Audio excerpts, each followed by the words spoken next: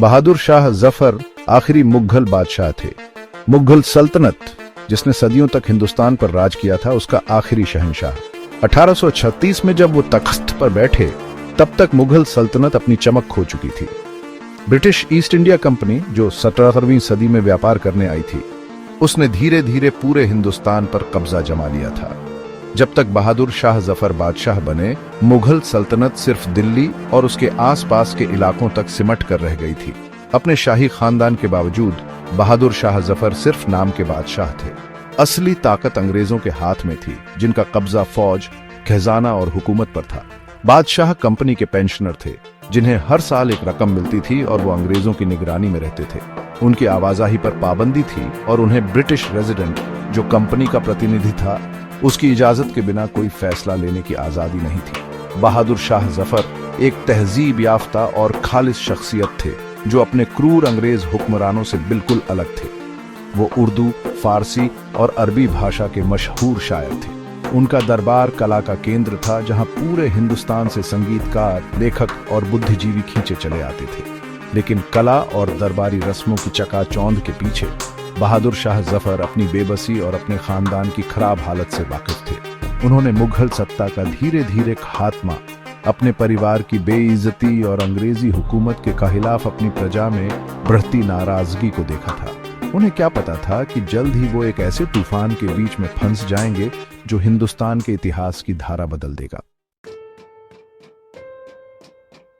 बहादुर शाह जफर को अपने पुरखों की ढहती सल्तनत मिली थी, जो ईस्ट इंडिया कंपनी के बढ़ते दबदबे का शिकार हो गई थी। कभी खौफ की निशानी रहे मुगल लश्कर, जिनके आगे बड़े बड़े राज्य नतमस्तक होते थे, अब लाल किले की चारदीवारी में कैद रह गए थे। बादशाह का हुक्म दिल्ली शहर की सीमा से बाहर नहीं चलता था, जो मुगलों की कमजोर हालत बयां करता था। अंग्रेज, जो खुद को हिंदुस्तान में कभी भी पूरी तरह से सुरक्षित नहीं मानते थे, मुगल बादशाह पर कड़ी नजर रखते थे। उन्होंने खजाने पर अपना कब्जा कर लिया था, जिससे बादशाह पूरी तरह से उनके दिए हुए पैसे पर निर्भर हो गए थे, जो शाही खानदान के खर्चों को पूरा करने के लिए भी नाकाफी था। कंपनी के प्रतिनिधि, जिन्हें रेजिडेंट्स कहा जाता था, मुगल दरबार में हमेशा मौजूद रहते थे, जो अंग्रेजों के दबदबे की निशानी थे। बहादुर शाह जफर, जो शांति प्रिय और कला प्रेमी थे, खुद को एक कठपुतली राजा की भूमिका निभाने के लिए मजबूर पाते थे। वो उस सम्मान और शक्ति के लिए तरसते थे जो उनके पूर्वजों के पास हुआ करती थी, लेकिन स्वायत्तता की उनकी गुहार को अंग्रेजों ने या तो अनसुना कर दिया या फिर ठुकरा दिया। उनके बेटे अपनी खोई हुई शान को वापस पाने के लिए बेताब, उन पाबंदियों से तंग आ चुके थे जो उन पर थोपी गई थीं, जिससे दोनों दरबारों के बीच तनाव और बढ़ गया था। अपनी सीमित शक्ति के बावजूद बहादुर शाह जफर भारत के गौरवशाली अतीत के प्रतीक बने रहे। तैमूर जैसे महान शासक तक जाने वाला उनका खानदान हिंदुओं और मुसलमानों दोनों के लिए बहुत मायने रखता था। वो मुगल विरासत के संरक्षक थे, जो अंग्रेजों के बढ़ते दबदबे के दौर में उम्मीद की किरण थे। अंग्रेजों को क्या पता था कि यही प्रतीकात्मक शक्ति, जिसे वो नियंत्रित करना चाहते थे, उनके शासन के खिलाफ विद्रोह का केंद्र बन जाएगी। साल 1857 भारतीय इतिहास में एक नया मोड़ लेकर आया। अंग्रेजी हुकूमत के खिलाफ सुलग रही असंतोष की आग, आर्थिक शोषण, सामाजिक सुधारों को जीवन जीने के पारंपरिक तरीकों पर हमले के रूप में देखना और देशी संस्थानों को व्यवस्थित ढंग से तोड़ने की वजह से भड़क उठी। इस विद्रोह की चिंगारी एक मामूली सी बात से भड़की, ब्रिटिश ईस्ट इंडिया कंपनी द्वारा नई एनफील्ड राइफल्स को सेना में शामिल करना।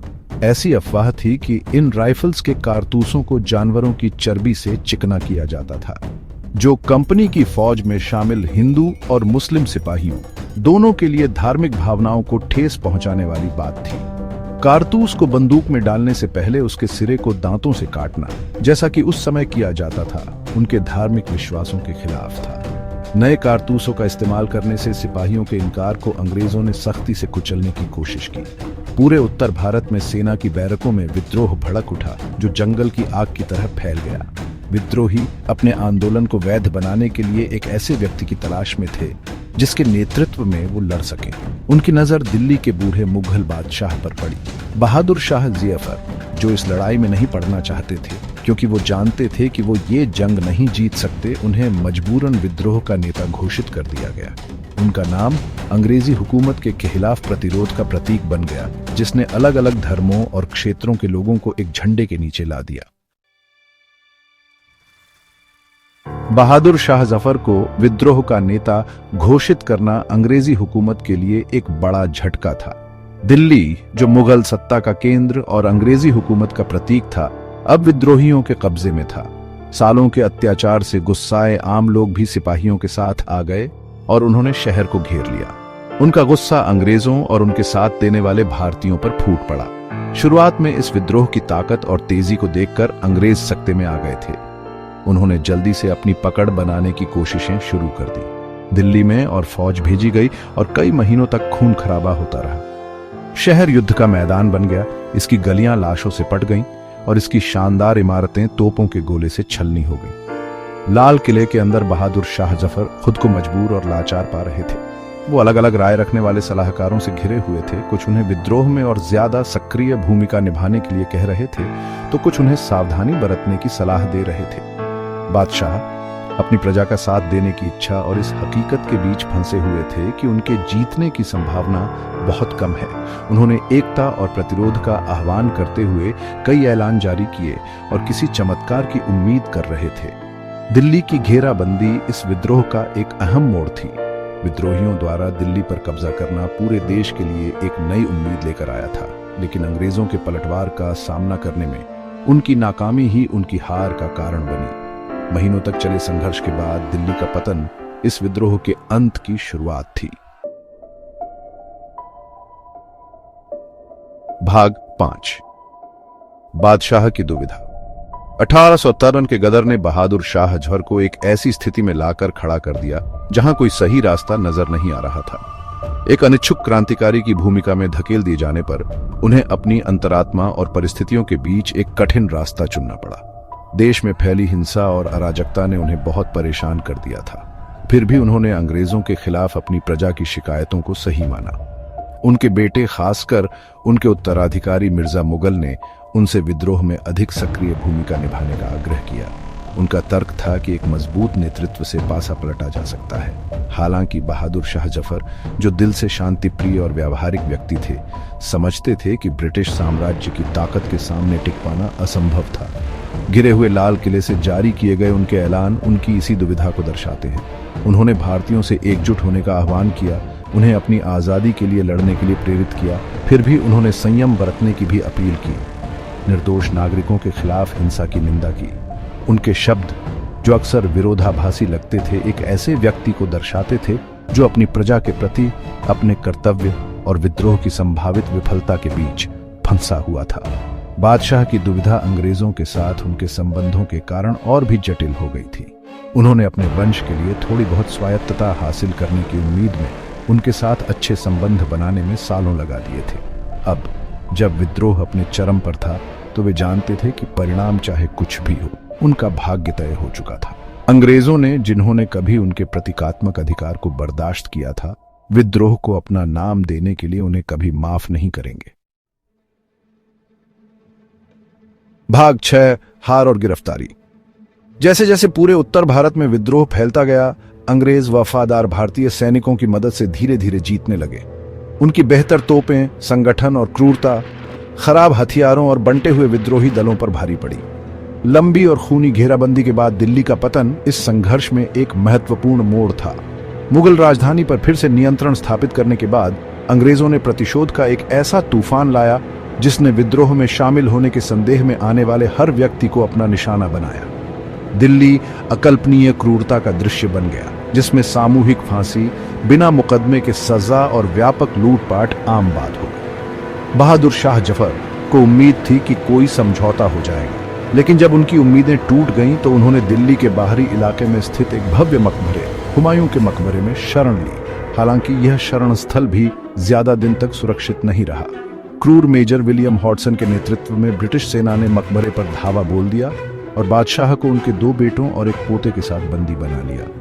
विद्रोह के प्रतीकात्मक प्रमुख बहादुर शाह जफर को पकड़ना शेष बचे विद्रोही ताकतों के लिए एक बहुत बड़ा झटका था। इसने प्रतीकात्मक रूप से मुगल साम्राज्य के अंत का प्रतीक था और उन लोगों के हौसलों को तोड़ दिया जिन्होंने अंग्रेजों के खिलाफ हथियार उठाए थे। भाग 7 रंगून में निर्वासन। अंग्रेज बहादुर शाह जफर को एक सबक सिखाने और मुगल सत्ता के किसी भी प्रतीक को मिटाने के लिए दृढ़ थे। उन्होंने उन्हें भारत से निर्वासित करने का फैसला किया। बादशाह को उनके परिवार के सदस्यों के साथ राजद्रोह के आरोप में मुकदमे के लिए पेश किया गया। यह एक दिखावटी मुकदमा था जिसका उद्देश्य मुगल वंश को अपमानित करना और बदनाम करना था।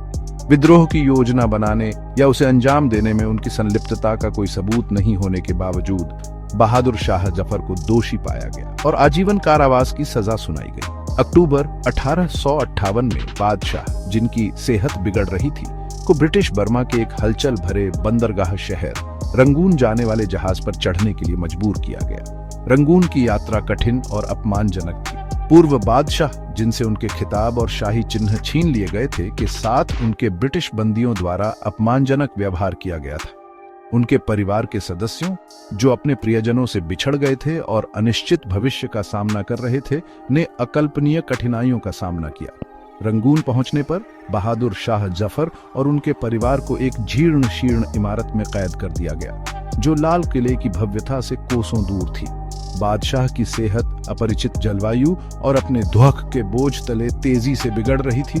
उन्होंने अपने आखिरी साल मार्मिक कविताएं लिखने में बिताए, जो उनके नुकसान, अपनी मातृभूमि के लिए उनकी लालसा और उनके साथ हुए भाग्य पर निराशा को दर्शाती थी। भाग 8 एक गिरे हुए बादशाह की शायरी। बहादुर शाह जफर, जो विद्रोह से पहले ही अपनी काव्य प्रतिभा के लिए जाने जाते थे, को रंगून में अपने निर्वासन के दौरान लिखने में सांत्वना मिली। उर्दू और फारसी में रची गई उनकी कविताएं उनके टूटे हुए सपनों, अपनी मातृभूमि के लिए उनकी लालसा और उनके वंश के साथ हुए भाग्य पर दुख को दर्शाती है। उनके गजल, जो उर्दू कविता का एक लोकप्रिय रूप है और अपने प्रेम, वियोग और लालसा के विषयों के लिए जाना जाता है, ने निर्वासन में एक नया आयाम ले लिया। वे बिछड़ने के दर्द, भाग्य की क्रूरता और शक्ति की क्षणभंगुर प्रकृति की बात करते थे। उनके शब्द उन लोगों के दिलों को छू गए जिन्होंने औपनिवेशिक शासन का दंश झेला था, जो प्रतिरोध और लचीलापन के प्रतीक बन गए। उनकी सबसे प्रसिद्ध पंक्तियों में से एक, जो उनकी खास उदासी भरी शैली में लिखी गई थी, उनके भाग्य पर विलाप करती है। इस वीराने में दिल को सुकून कहाँ, घर तो मेरा मुझको उजाड़ के मिला। उनकी कविता, जो उनके खोए हुए वतन के प्रति त्याग और गहरे प्रेम की भावना से ओतप्रोत थी, आजादी के लिए संघर्ष कर रहे भारतीयों की पीढ़ियों के लिए सांत्वना और प्रेरणा का स्रोत बन गई। यह उपनिवेशवाद की मानवीय कीमत और विपरीत परिस्थितियों में आशा और लचीलापन की स्थायी शक्ति की याद दिलाता है। भाग 9 एक अमिट विरासत। 1862 में रंगून में निर्वासन में ही आखिरी मुगल बादशाह बहादुर शाह जफर का निधन हो गया। उनकी मृत्यु ने उस वंश के अंत का प्रतीक था जिसने सदियों तक भारत पर राज किया था। हालांकि उन्होंने अपने आखिरी साल एक ब्रिटिश कैदी के रूप में बिताए, लेकिन उनकी विरासत उनके दुखद भाग्य से परे है। 1857 के विद्रोह में उनकी अनिच्छुक भागीदारी के बावजूद बहादुर शाह जफर ब्रिटिश शासन के खिलाफ प्रतिरोध का प्रतीक बन गए।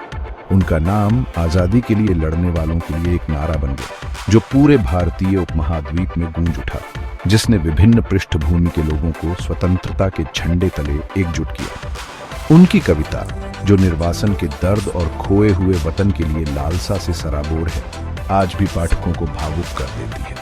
उनकी कविताएं सबसे कठिन समय में भी सुंदरता और अर्थ खोजने की मानव आत्मा की क्षमता का प्रमाण है, जिन्होंने उन्हें उर्दू और फारसी साहित्य के इतिहास में एक स्थायी स्थान दिलाया है। बहादुर शाह जफर का जीवन और विरासत प्रतीकवाद की स्थायी शक्ति और उन लोगों को याद रखने के महत्व की याद दिलाते हैं, जिन्होंने उत्पीड़न के खिलाफ लड़ाई लड़ी, भले ही उन्हें असंभव बाधाओं का सामना करना पड़ा।